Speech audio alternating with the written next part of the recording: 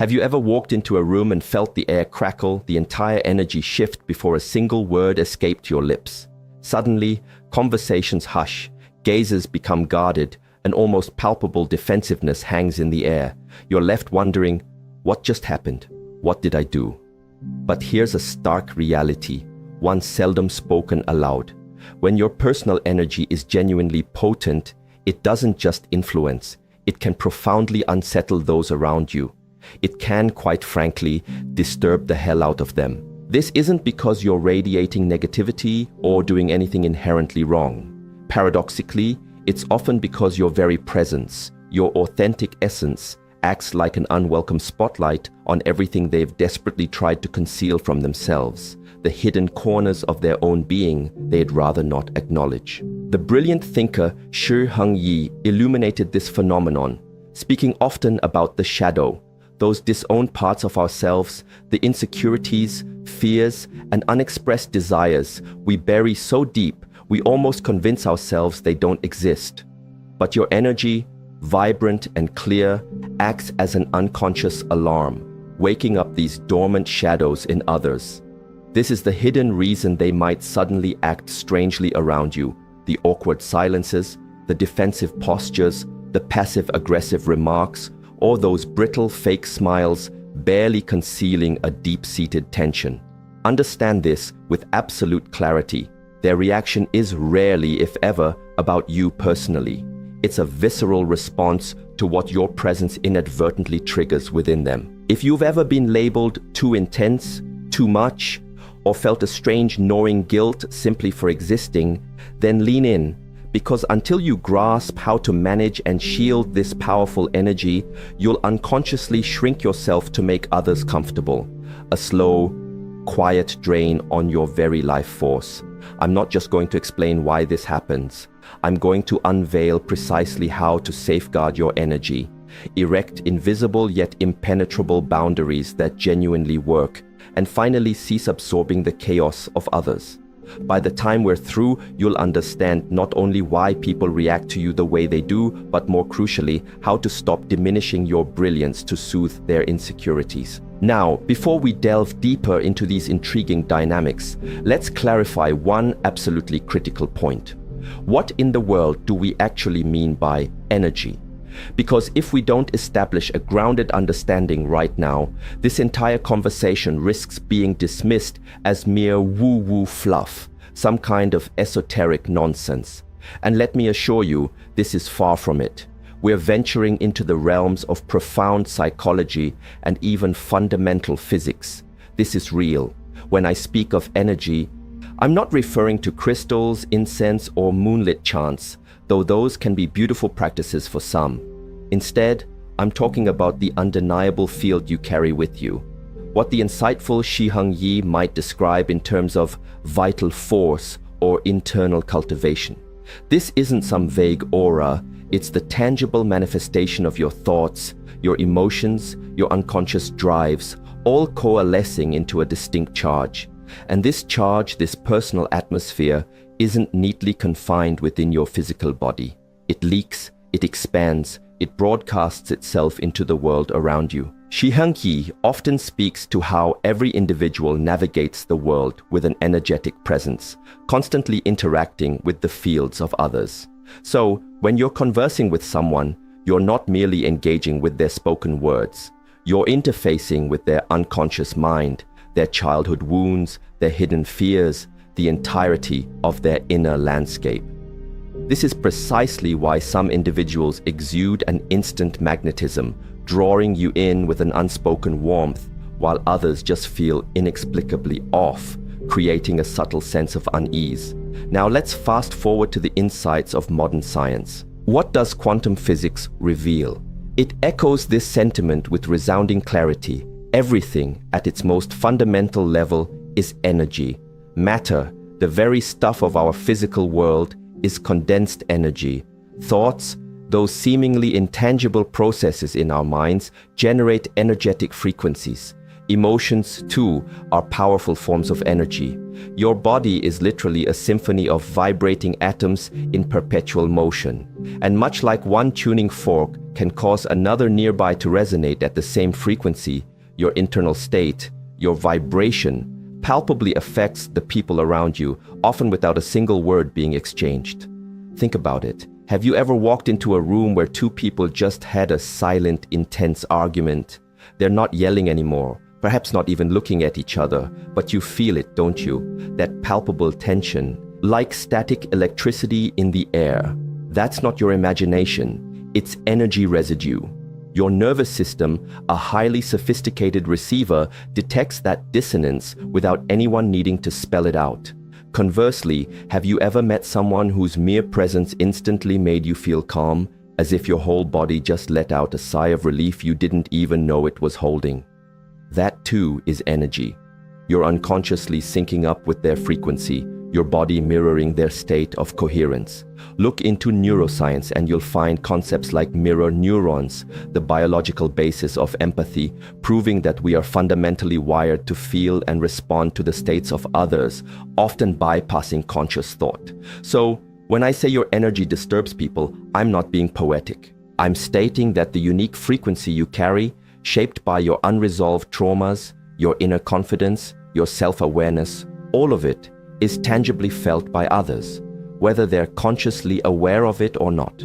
Shi Heng Yi might emphasize that until you make the unconscious conscious, it will direct your life and you will call it fate. Now flip that. When someone else hasn't faced their own unconscious and you walk in, fully present and radiating your integrated self, your energy becomes an unsolicited mirror. And often, they deeply dislike what that reflection forces them to glimpse within themselves. So no, you're not imagining it. You're not too much. You're just tuned in, and in a world where many are still asleep or avoiding their inner truths, that level of attunement is rare enough to rattle them. Let's start with one of the most subtle yet powerfully telling signs that your energy is making waves. People feel inexplicably nervous around you, even when you haven't done a single thing to provoke it. You haven't raised your voice, uttered a controversial word, perhaps you've barely even spoken. Yet, you notice the shift. Their body language becomes tight and constrained. They might avoid direct eye contact. Their laughter sounds a little too forced, a little too high-pitched, and their hands fidget restlessly.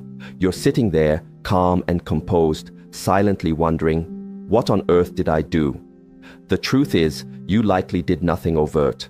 Your energy did the talking. People who are navigating life disconnected from their own inner chaos, those grappling with insecurity or hiding behind a carefully constructed mask of everything's fine, walk around encased in psychological armor. This armor is forged from avoidance, denial, and a persistent pretense that all is well, when deep down it's not. Then you enter the scene, clear, present, unapologetically aware. You might not even be conscious of the clarity you emanate, but your very presence carries a vibration of authenticity. And for individuals accustomed to living in a state of internal distortion, clarity is profoundly confronting. This is where the concept of projection, as discussed in many psychological and philosophical traditions, comes into play. When someone's unconscious baggage becomes too heavy for them to carry, they often, without realizing it, throw it onto the nearest person who makes them feel something they can't quite name or explain. Suddenly they are uncomfortable around you, not because you're being mean or critical, but because your presence is inadvertently tugging their hidden shadow aspects towards the surface, and their nervous system, sensing this internal disturbance, goes into a state of panic.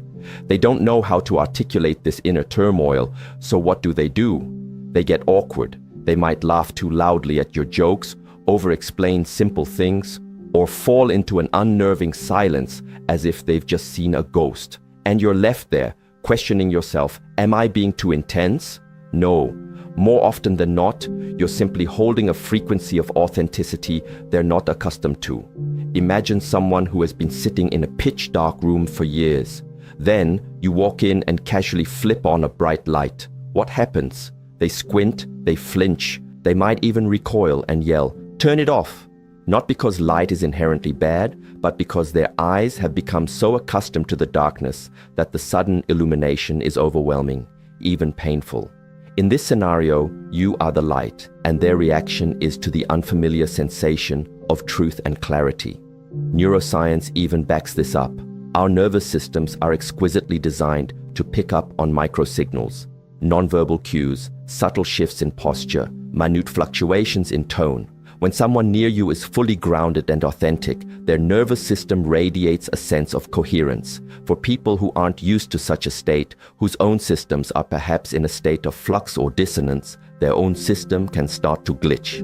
Their heart rate might increase, cortisol levels could spike, and their mirror neurons might misfire because their brain struggles to match your frequency. So, to reiterate, you're not too much, and you're not making it weird. You are, in essence, holding up a mirror. And the thing about mirrors is, some people see their reflection and are inspired to rise, while others see themselves and feel compelled to run. Let them. That reaction speaks volumes about their internal landscape, not your inherent worth. Now, let's talk about a sign that can really mess with your head, especially if you're unaware of the underlying dynamics. Strangers randomly challenging you or hitting you with a wave of passive-aggressive energy seemingly out of nowhere. You walk into a store, polite and calm. Perhaps you just ask a simple question and the clock responds with that tone. You know the one. It's dry, condescending, laced with just enough attitude to let you know they've got a problem. And it's clearly not about the price of milk. Or consider being at work. You present an idea in a meeting, confidently and clearly, and almost immediately someone tries to one-up you, not necessarily because your idea was flawed, but because they felt the strength of your presence and their ego couldn't quite handle it. What's really happening here? Your energy, often without conscious effort on your part, signals strength, inner stability, self-possession, and clarity. For certain individuals, particularly those carrying unaddressed insecurities, this can make them feel small by comparison. It's crucial to understand that you haven't made them feel that way. Your presence merely highlights the insecurity they were already carrying. So how do they react? Often they attack, but not directly. That would be too obvious, too vulnerable. Instead, they resort to passive aggression, snide comments, sarcastic jabs, subtle attempts to undermine your tone or question your intent. It ceases to be a conversation and becomes a subtle power game. Why? Because when someone's identity is heavily invested in maintaining an image of control, seeking approval, or appearing superior, and you walk in with nothing to prove, simply being yourself, they feel the imbalance. They feel exposed. Their ego, sensing a perceived threat, shifts into defense mode. Psychologically, this is often referred to as an ego threat, a situation where a person perceives someone else as superior in a way that challenges their self-image. Research, like a 2004 study from the University of Michigan, has found that individuals with more fragile self-worth are far more likely to react with aggression or undermining behaviors when they feel challenged, especially by someone who isn't even consciously trying to trigger them, so you're not imagining it.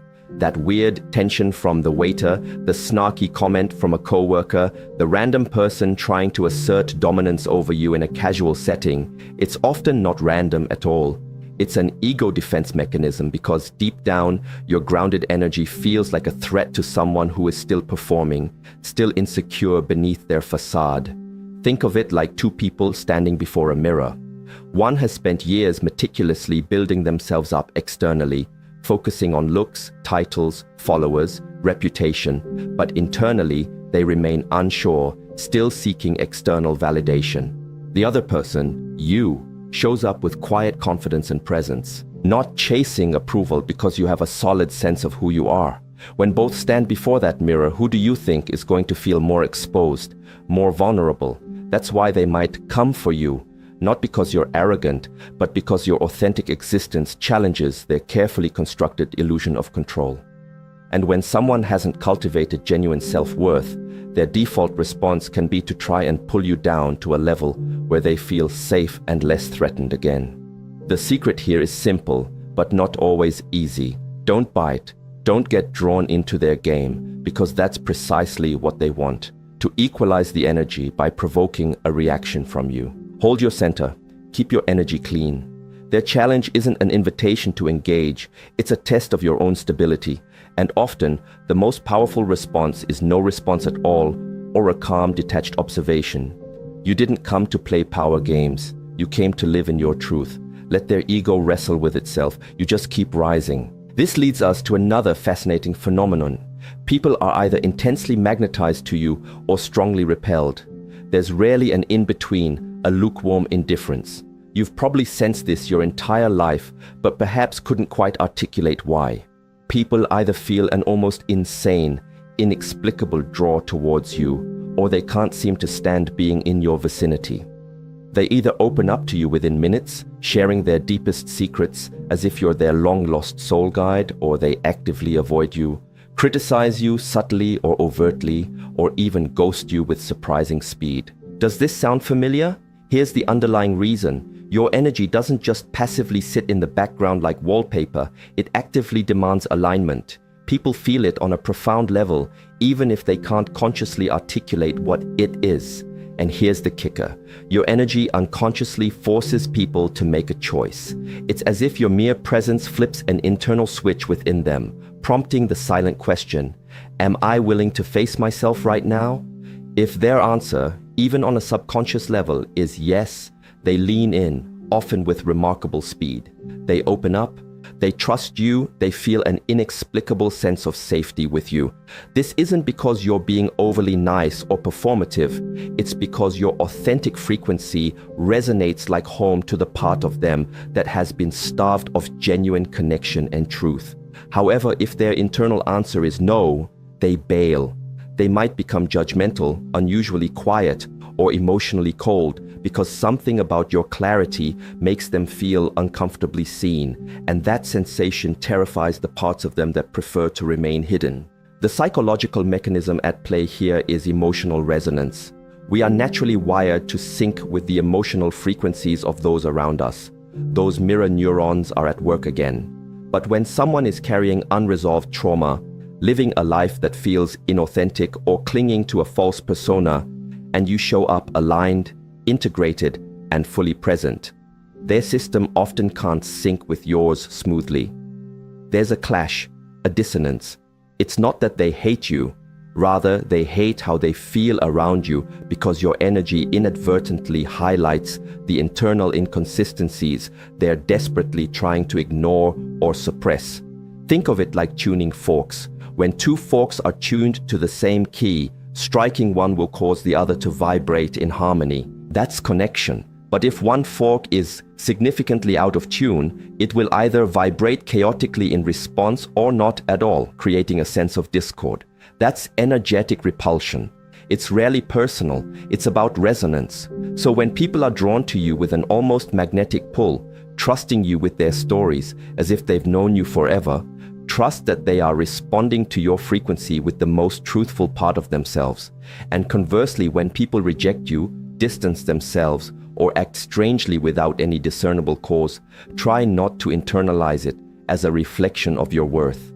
They're not rejecting you as a person. They're often rejecting the part of themselves that your energy is attempting to awaken. For instance, you might meet someone at a social gathering, barely exchange more than a few pleasantries, and yet, within minutes, they're confiding in you about their entire life story, their childhood wounds, their deepest insecurities, dreams they've never dared to voice aloud. This isn't because you asked the right probing questions. It's because your presence emanates a palpable sense of safety, a non-judgmental space where they feel, perhaps for the first time in a long time, that they can drop their mask. Contrast this with someone who gives you sideways glances, avoids small talk, or abruptly stops texting you after one conversation that veered into deeper territory. That's often a nervous system signaling, this level of clarity is too much for me right now, I'm not ready. The bottom line is this: you are not meant to be universally digestible or palatable to everyone. You are not here to make people comfortable at the expense of your own authenticity. You are here to be real, and that kind of potent, real energy naturally polarizes people, and that's okay. It's a sorting mechanism. So stop contorting yourself to be universally likable. Instead, focus on being unapologetically authentic. The people who are ready for your truth, who resonate with your frequency, will come closer. The rest, let them walk. That isn't rejection, it's alignment. Then there's the intriguing dual attraction. Empaths and, unfortunately, energy vampires are often drawn to your powerful field. This is one of the trickiest aspects to navigate.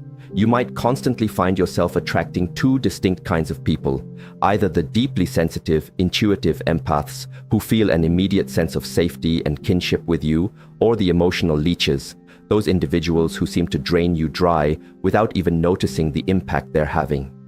Does this ring true? Perhaps you've wondered, why do people always seem to open up to me with such intensity? Or, why do I feel so utterly exhausted after spending time with certain people, even if we didn't discuss anything particularly heavy? Let me break it down. When your energy is strong, grounded, and clear, it becomes like a well-charged battery. And guess what batteries attract? Things that need power. The first type, the true empaths, are generally not the problem. They are drawn to your clarity, your stillness, the coherence of your energy. Your frequency offers their often overstimulated nervous system a respite. It feels good and restorative to be around you because they don't have to perform or guard themselves. They can simply be. However, the second type, the energy vampires, is where the danger lies. These are often individuals who haven't learned how to regulate their own emotions. People who haven't done the necessary inner work, but instinctively crave the relief and stability your energy provides. They can mistake your presence for their peace, and when they find you, they may cling on tightly, not necessarily because they respect or value your energy, but because they want to feed off it to soothe their own internal disquiet. This isn't just spiritual dramatics, it's rooted in psychological mechanics. In psychotherapy, there's a concept known as emotional co-regulation. People with dysregulated emotional systems, particularly those with anxious or disorganized attachment styles, often unconsciously attach themselves to individuals who feel emotionally safe and stable, seeking to use the other person's groundedness to help regulate their own internal chaos. So, what happens? They might vent incessantly, trauma dump, or overshare intimate details without considering your capacity. They lean on you as if you're their therapist, healer, and savior all rolled into one, often without ever asking if you're willing or able to take on that role. And if you're not consciously aware of this dynamic, you absorb it. You carry their burdens. You walk away from interactions feeling heavy, foggy, utterly drained, as if you've just run an emotional marathon. A simple metaphor, your energy is like a pristine, clear lake. Empaths might come to sit by its shores, feel its peace, appreciate its beauty, and perhaps leave a flower of gratitude behind.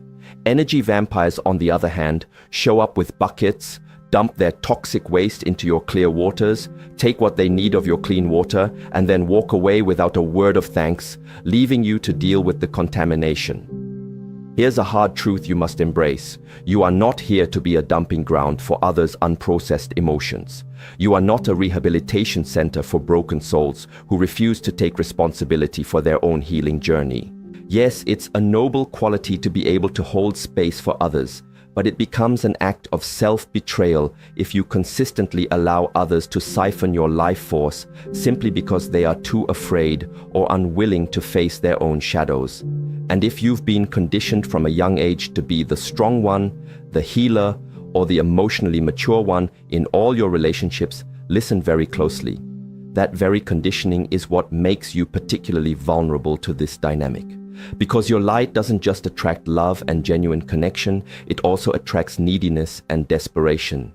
Your job isn't to meet every need that presents itself. Your job is to discern who genuinely deserves access to your precious energetic field and who is simply looking for a quick fix at your expense. So, the next time someone unloads on you out of the blue, or you walk away from a seemingly casual conversation feeling emotionally wrecked, don't immediately blame yourself or question your sensitivity. Recognize the pattern, name it for what it is, an energetic drain, and consciously choose to step back. True power isn't just the ability to lift others, it's also the wisdom to know when to say, "This isn't mine to carry." And here's a beautiful, often overlooked side note that speaks volumes. When your energy is truly clean and clear, you don't just attract certain types of people. You also draw in animals, young children, and even seem to have a harmonious relationship with nature itself. You might walk past a dog, and it stops pulling on its leash, its gaze softening as it looks at you with curious calm. You visit someone's house, and their notoriously shy cat, the one who supposedly hates strangers, comes right up to your lap and settles in as if you've been friends for a lifetime. You didn't do anything specific. You didn't try to coax them. Something in your energy, your very vibration, silently communicated. This space is safe. This presence is calm. You can relax here. And that's the thing about animals and very young children. They don't operate on pretense or social constructs. They don't care about your status, your looks, or your credentials. They feel vibration, they sense truth, they recognize safety. Even plants can seem to thrive in your home if your energy is consistently harmonious. They respond to frequency, to presence. You might not even consider yourself to have a green thumb, but somehow your living space becomes a vibrant jungle. This isn't random, it's resonance. There was a famous, albeit controversial experiment conducted by Cleve Baxter, a polygraph expert, where he connected plants to lie detectors and reported finding that they responded to human emotion, fear, joy, even unspoken intent. Whether or not you subscribe to every detail of that study, the underlying principle holds a certain intuitive truth. Life recognizes and responds to life. And when your energy is clean, when you're not broadcasting internal tension, resentment, or chaotic noise, life in its purest forms tends to lean towards you. So if you've ever wondered why animals and babies seem to just love you, or why you feel more profoundly at peace in nature than you often do around people, it's because nature, instinct, and innocence all recognize and resonate with truth. And truth, in its most unadulterated form, is what you radiate when your energy field is balanced and clear. This brings us to a crucial sign. You find you simply cannot stand inauthenticity, and reciprocally, inauthenticity can't stand you. If you've ever felt physically uncomfortable in environments saturated with fakeness, if superficial small talk feels like a unique form of torture, if you can sense with an almost visceral certainty when someone is being polite but not genuine, that's not you being overly picky or judgmental. That's your finely tuned energy system being intolerant to dissonance. And here's the fascinating twist. This intolerance works both ways. Not only can you acutely feel inauthenticity, but people who are deeply entrenched in their own inauthenticity often feel profoundly threatened by your genuine presence. You don't even have to say a word. Your presence alone can rattle the masks right off their faces, making them squirm. Why does this happen? Because when your energy is aligned, when you've done the hard inner work of facing your own shadow and consciously choose to live with integrity, you carry a kind of vibrational truth that cuts through the atmospheric noise like a finely honed blade. People who are living behind masks, who are performing a version of themselves rather than being themselves, feel this. It makes them nervous, defensive, sometimes even inexplicably hostile. Psychologically, this ties back directly to concepts of the persona versus the shadow, ideas explored by thinkers like Shi Heng Yi. The persona is the socially acceptable mask we wear for the world, the curated image of who we pretend or aspire to be. The shadow, as we've discussed, encompasses everything we try to hide, even from ourselves. When you show up authentically, grounded, with no agenda to impress anyone, you inadvertently trigger the potential collapse of that false persona in others. It's as if you shine an unavoidable spotlight on everything they've diligently tried to keep buried, and they instinctively recoil from what they see, or rather, what they are forced to feel. Consider a real-life example.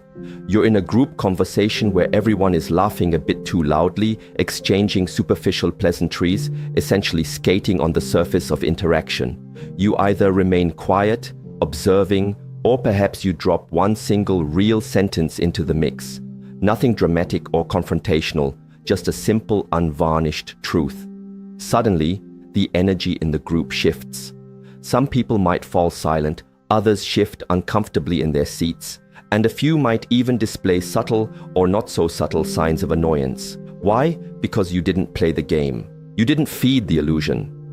You brought an element of real into a room that was comfortably coasting on fake, and genuine realness is inherently disruptive to artificiality. Here's a metaphor. Imagine everyone is at an elaborate costume party, each person diligently playing a role, pretending to be someone or something they're not. Then you walk in, wearing no mask, just being yourself. Some people at the party might feel a sense of relief, a silent, finally, someone being real. But others, they panic because your authenticity starkly exposes their costumes for what they are, cover-ups, attempts to hide their true selves. This isn't just about social dynamics. It's a reflection of energetic law. Truth and illusion cannot coexist peacefully in the same space for long. And when your personal energy is deeply rooted in truth, it will naturally repel anything built on performance, manipulation, or the shallow pursuit of approval. So if people tell you you're too intense, or if they ghost you after one conversation that dared to go deeper than surface-level chatter, understand that they are not rejecting you. They are rejecting the feeling of being truly seen, perhaps before they are ready to see themselves. That is their journey, their process, not yours to fix or internalize. You're not difficult, you're just clear, and clarity, by its very nature, always disrupts confusion. So stop shrinking yourself to make inauthentic people feel more comfortable. Your authenticity isn't the problem, it's a powerful part of the solution, even if it burns a few masks along the way. Now, let's rip the cover off the real engine driving so many of these reactions. Why your very presence can rattle some people to their absolute core, even when you're being calm, kind, and quiet. It's because your energy doesn't just passively enter a room. It actively, often unconsciously, activates people's shadows. If you don't fully grasp what this means, consider the profound insight from Shi Heng Yi. Everyone carries a shadow, and the less it is embodied in the individual's conscious life, the blacker and denser it is. In plain, everyday English, this means every single person has a dark side, a collection of aspects of themselves they hide, suppress, or deny: repressed anger, shame, jealousy, guilt, deep-seated insecurities, all the messy, uncomfortable stuff that doesn't fit the good person image they strive to project to the world. Now, here's the truly wild part. That shadow doesn't just vanish because they pretend it's not there. It festers, it builds pressure, and when someone with a tightly sealed-off shadow comes into contact with someone like you, someone who has perhaps done significant inner work, someone who is striving to integrate their own truths, shadows and all, they feel an intense, uncomfortable sense of exposure. This isn't because you're judging them. You're likely too busy managing your own inner world. It's because your integrated energy acts as a catalyst, activating the very parts of themselves they've been desperately trying to outrun or keep locked away. And that's precisely when projection kicks into high gear. Projection is the unconscious mind's ingenious defense mechanism. Instead of facing their own internal darkness, people start seeing it and reacting to it in you. Suddenly, you're too intense.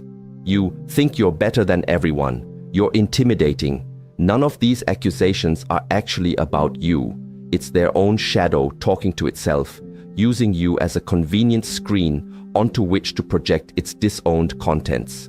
It's as if you become the human embodiment of a mirror they didn't ask to look into, but now, having caught a glimpse, they can't unsee the reflection of their own hidden aspects.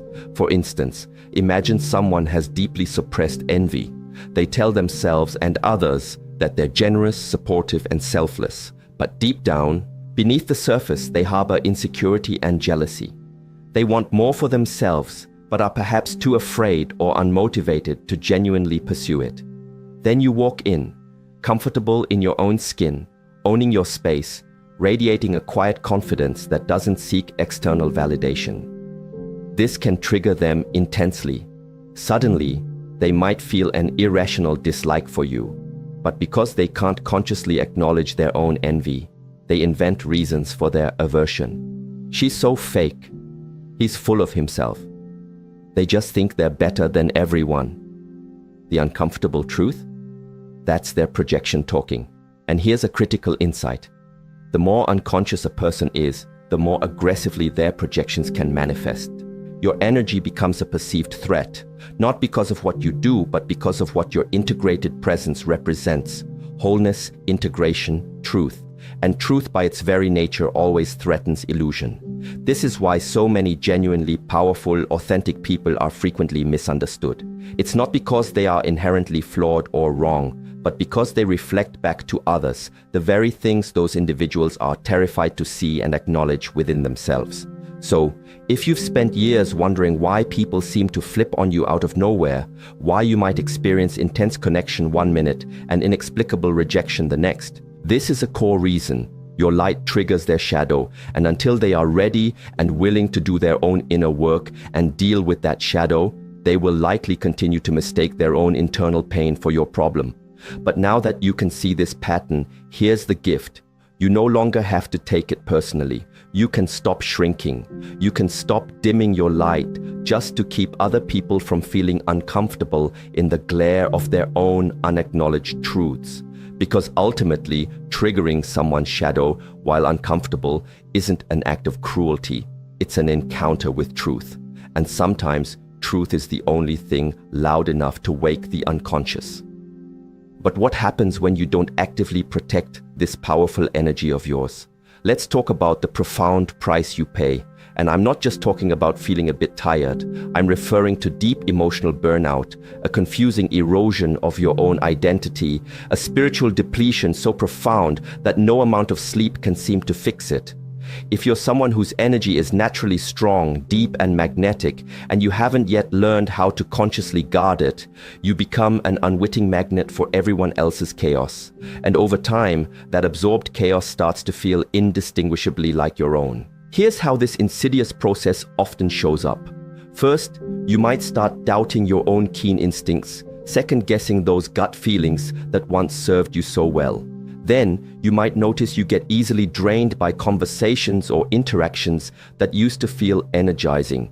Or perhaps you start waking up with a vague, unsettling anxiety for no apparent reason. You might find yourself saying yes to things you intuitively feel are wrong, just to keep the peace or avoid conflict. And gradually, you lose the ability to clearly discern where your own feelings and needs end and other people's begin. That's not you being too sensitive. That's the hallmark of an energetic field that is wide open and completely unfiltered. Imagine for a moment walking around with no skin, no protective barrier whatsoever. Every emotion, every vibe, every unspoken tension in your environment, it all sticks to you. And if you don't consciously and regularly clear it, it becomes enmeshed with your own energy, eventually feeling like it is you. Here's what most people don't fully realize. Energy moves in both directions. You're not just broadcasting your own frequency, you're also receiving. It's a two-way channel. So, if someone around you is dumping fear, guilt, shame, or resentment into your shared space, and your energetic boundaries are permeable or non-existent, you absorb it. Your nervous system starts to carry and resonate with signals that are not yours. This is why so many strong, intuitive individuals go through debilitating cycles of burnout, depression, and even identity crises, because they've spent years unconsciously playing the role of an emotional sponge, mistakenly believing they're helping or being good, when what they're really doing is engaging in a slow, painful form of self-sacrifice. Let's go even deeper. There's a well-documented term in psychology called emotional contagion, and it's exactly what it sounds like. You can literally catch someone else's emotions through their tone of voice, posture, facial expressions, even if they never explicitly say a word about how they're feeling. Now multiply that effect by 10 if you're an energetically open and sensitive person. You don't just feel someone's mood, you can internalize it. And if you don't establish and maintain clear boundaries, you can start making decisions that aren't even truly yours, chasing goals that don't genuinely light you up from within, carrying guilt that doesn't belong to you. You risk losing the clear signal of your own soul because it becomes buried under the accumulated noise of everyone else's unresolved stuff. Let me be unequivocally clear. You cannot fully step into and fulfill your unique purpose if your energetic system is constantly clogged with other people's energy. Your power, your innate brilliance, needs protection. Not impenetrable walls that lead to isolation, not a cold detachment, but conscious, intentional boundaries. You need to create the space and cultivate the habit of regularly checking in with yourself and asking, is this feeling, this thought, this urge truly mine? Or did I pick this up from someone else? And if the answer is not mine, you must learn to let it go without explanation, without guilt. Because if you don't actively protect your energy, the world will use it, and it certainly won't ask for your permission first.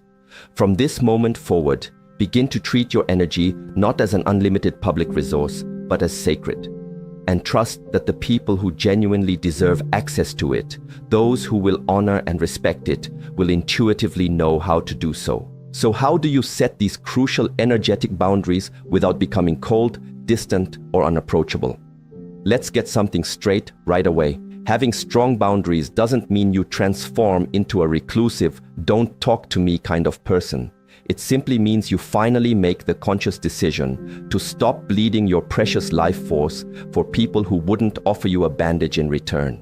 And if your energy is indeed strong, if you're often the one people naturally turn to for advice, clarity, or comfort, then you need these boundaries like you need oxygen. Not just emotional boundaries, but specifically energetic ones. Because without them, you are constantly, unconsciously leaking power. But here's the empowering news. You don't need to yell, you don't need to justify your needs extensively, and you certainly don't need to offer lengthy explanations for protecting your space. You just need to get crystal clear within yourself. Let me break it down. An energetic boundary is essentially an invisible contract you make with yourself and the universe. It clearly states, here's what I allow into my personal space, and here's what I do not. And it all begins with one simple but profound shift in perspective. You stop trying to manage how others feel and instead start diligently managing how you respond to them and their energy. You're not being cold. You're just no longer making yourself emotionally available to everyone all the time for any reason. And that, my friend, is a hallmark of true power. Now, let's talk about how to put this into practice effectively. Step 1. Ground yourself before every significant interaction. This doesn't require a 30-minute meditation session, though that can be beneficial too. It can take as little as 10 seconds. Before you walk into a potentially challenging room, answer a difficult phone call, or engage in a conversation you anticipate might be draining, take a moment. Mentally affirm, I am grounded. I choose what enters my field. I do not absorb what is not mine. This simple act primes your nervous system to observe rather than automatically absorb.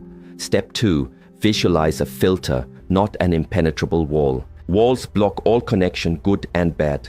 Filters, on the other hand, protect while still allowing positive exchange. Imagine a thin, shimmering layer of light, perhaps like a fine, golden mesh, all around you. This filter allows love, truth, and clarity to pass through easily, while it effectively blocks or deflects guilt, manipulation, projected negativity, and general chaos. Step 3. Master the art of saying no with zero added explanation.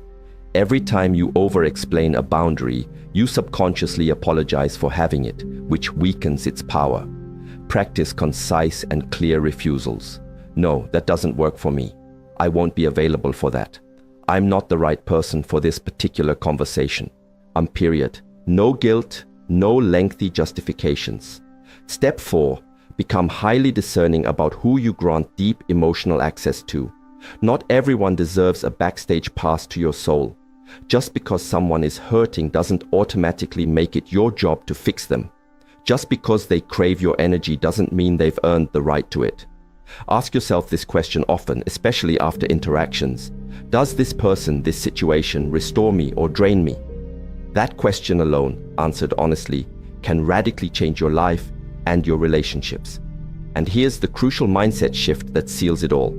Boundaries aren't primarily about pushing people away. They are about consciously holding your own energy at such a high, clear vibration that only those who are ready and willing to meet you at that resonant level can comfortably stay. It's not rejection, it's selection. You are curating your life, your experiences, your energetic environment. Not everyone makes the guest list, and that's perfectly okay. For example, you're on a call and a friend starts dumping the same old negativity, reciting the same drama you've heard 100 times before. In the past, you might have sat there, passively absorbing it, nodding politely, feeling your own energy plummet. Now, with your newfound awareness, you gently but firmly stop them. Calmly, clearly, and with love, you might say, "Hey, I care about you, but this particular topic isn't something I can hold space for today." That's a boundary.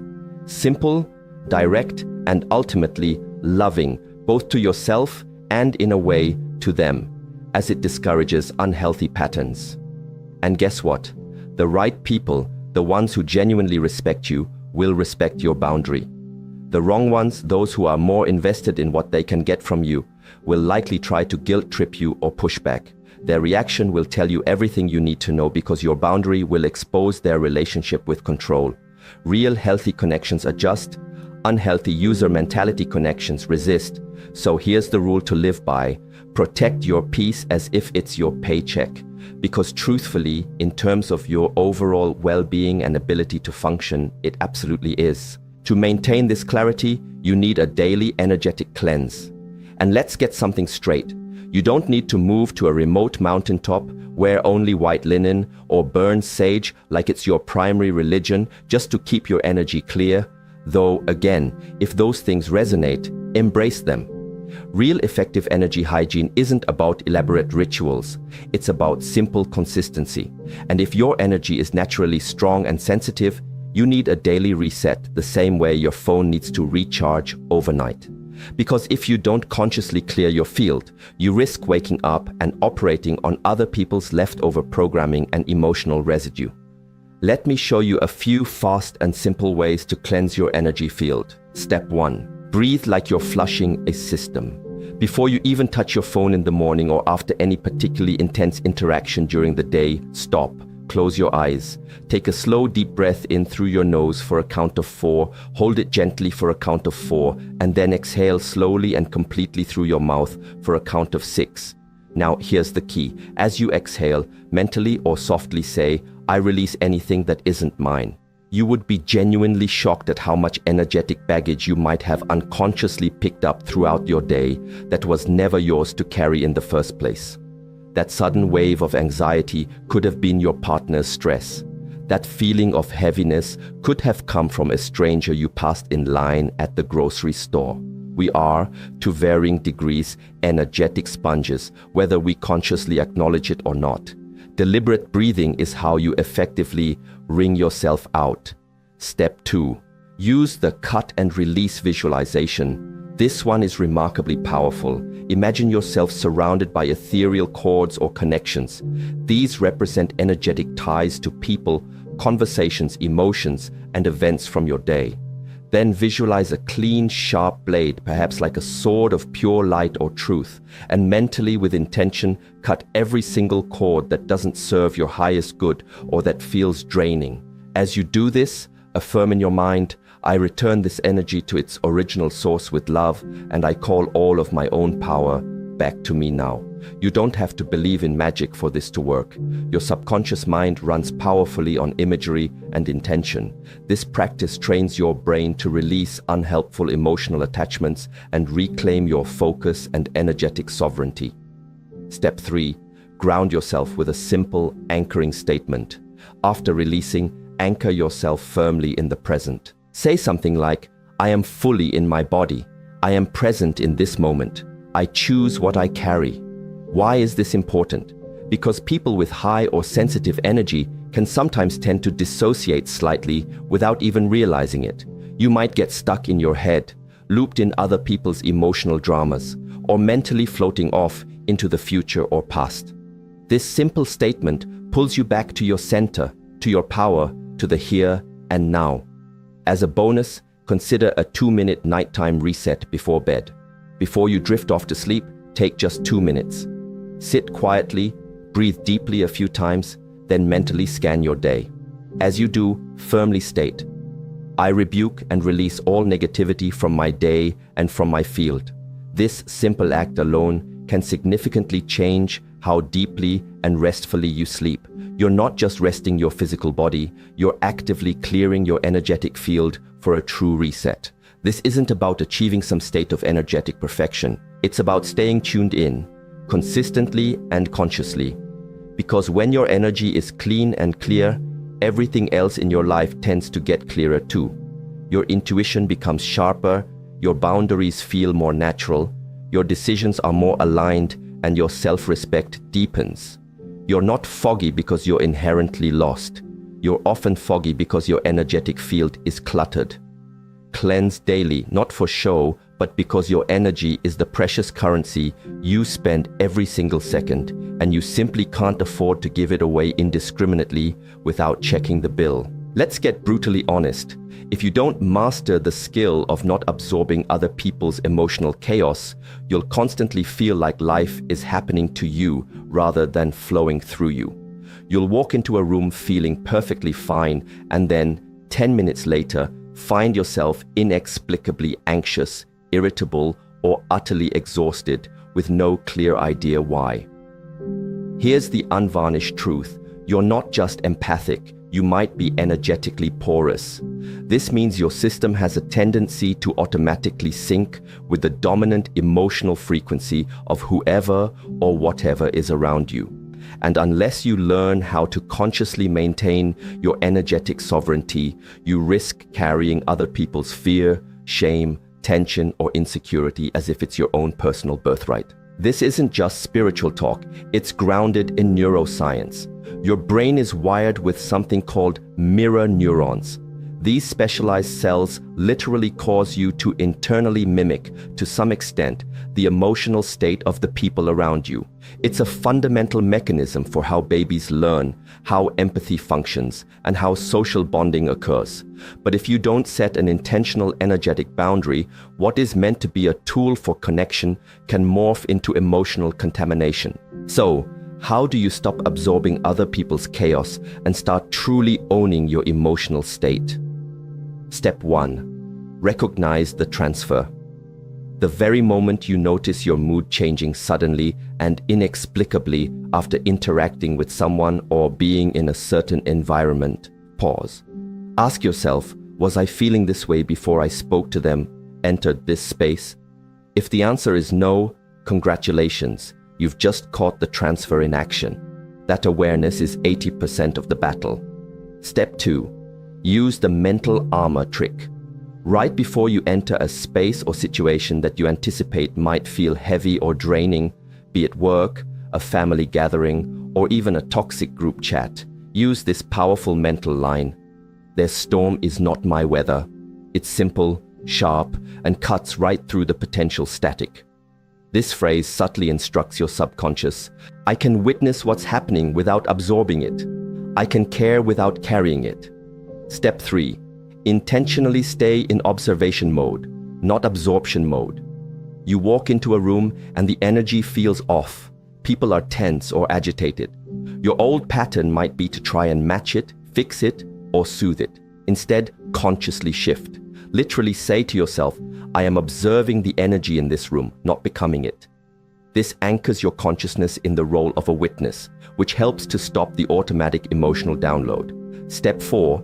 After contact, shake it off, literally. Your physical body can hold onto energy much like static electricity clings to a sweater. So, when you leave a conversation or environment that felt off, actively shake out your hands. I stretch your body or physically move. Walk outside if you can. Do a few hard, forceful exhales as if you're physically blowing that unwanted energetic debris out of your system. Even just consciously saying, I release what's not mine, as you move, your body can help reset your nervous system. The bottom line is this: you are not here on this earth to be a passive sponge, soaking up everything around you, clean or dirty. You are here to be a lighthouse. Sponges absorb indiscriminately. Lighthouses, however, hold their position firmly, no matter how fierce the storm rages around them. They shine their light, they guide, but they don't get dragged under by the turbulent waters. So, from this moment forward, make a conscious commitment. Stop absorbing other people's chaos. You witness it, you stay clear, you stay powerful, because the world doesn't need another empath who is perpetually exhausted and overwhelmed. It desperately needs empaths who are sovereign, clear, and empowered. Finally, let me say something that might resonate deep within your soul. You weren't given this remarkable level of energy, this profound sensitivity, just to merely survive the challenges of life. You were given it to change life, to shift perspectives, to disrupt outdated patterns, to gently or sometimes forcefully wake people up. But first, paradoxically, it had to wake you up. People with inherently powerful energy often carry histories marked by significant pain or challenge, not because they are cursed, but because pressure over time cultivates presence. Trauma, in its many forms, may have forced you to observe acutely, to read rooms with uncanny accuracy, to sense potential danger before it even fully materialized. That heightened sensitivity, that intense awareness, was initially a survival mechanism, but over time, honed and integrated, it transformed into your extraordinary gift. And now, as a result, you walk into spaces and feel the subtle undercurrents before most people even notice a ripple. You sense the unspoken lie behind a practiced smile. You see the carefully concealed tension simmering beneath a calm surface. And most people operating on a different frequency simply don't get it. They might say things like, "Why are you so intense all the time? Can't you just relax and not take things so seriously? Why do you always have to go so deep?" It's because you're not designed to skim the surface. You're here to disrupt the fake, to expose the hidden, and to gently, persistently call people back to their own authentic truth. That's not an accident. That's your design.